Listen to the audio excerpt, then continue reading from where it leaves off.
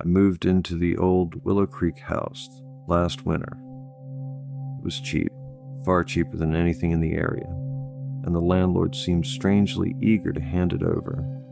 His name was Harold, an old man with trembling hands and watery eyes. When he gave me the keys, he held one back, a small black key with rusted edges. "This one," he said, pointing down the hallway, "opens the last door. You must never use it. That room stays locked. Always." I laughed, thinking maybe the room had mold or broken flooring, but his expression didn't change. His eyes stayed dead serious, terrified even. For the first week, nothing happened. I didn't hear anything strange, didn't feel anything off. But every time I walked past that door, it felt wrong, as if the air around it was colder, heavier, like the house itself was holding its breath. One night around 2:50 a.m., something woke me up. A sound, soft, subtle, barely there, scratching from the forbidden room, long, slow scratching, like nails dragging against wood. I froze, listening. Scrrr, scrah, scrah. I tried to convince myself it was rats or maybe branches against the house, but the sound was coming from the inside of the locked room.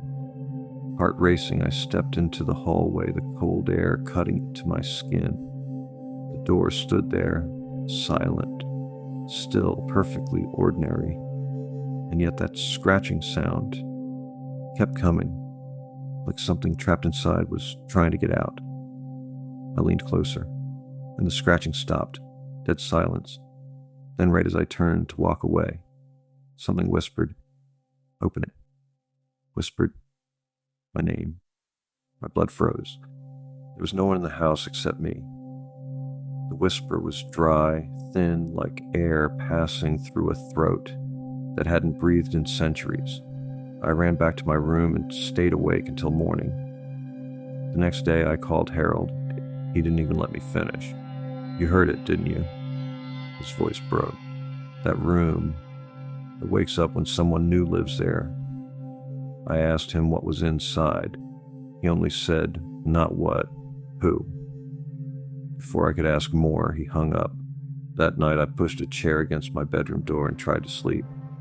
At exactly 3:14 a.m., something began knocking on the forbidden door. Not scratching, not whispering, knocking.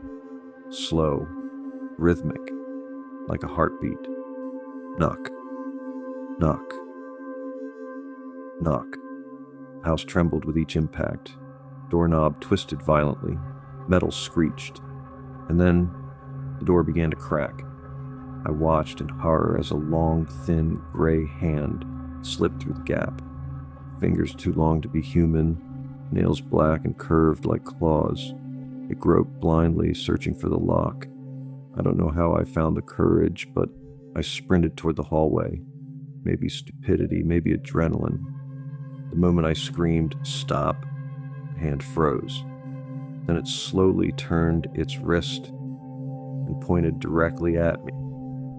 The house went silent. The hand retreated. The door stopped moving. I didn't sleep at all. The next morning, Harold showed up at my door, sweating, shaking, holding that black key. "I didn't think it would wake so soon," he whispered. I asked him again what was inside that room. He looked at me with hollow eyes and said, "A family lived here before you. They kept something in that room, something that wasn't supposed to leave. It feeds on new voices, new footsteps, new warmth." I asked him what happened to the family. His voice cracked. "It opened the door. Before he left, he checked the forbidden door, running his fingers along the fresh cracks in the wood. He whispered, barely audible, 'It's getting stronger.' That night I heard it again, only this time the knocking wasn't coming from the hallway. It was coming from right outside my bedroom door.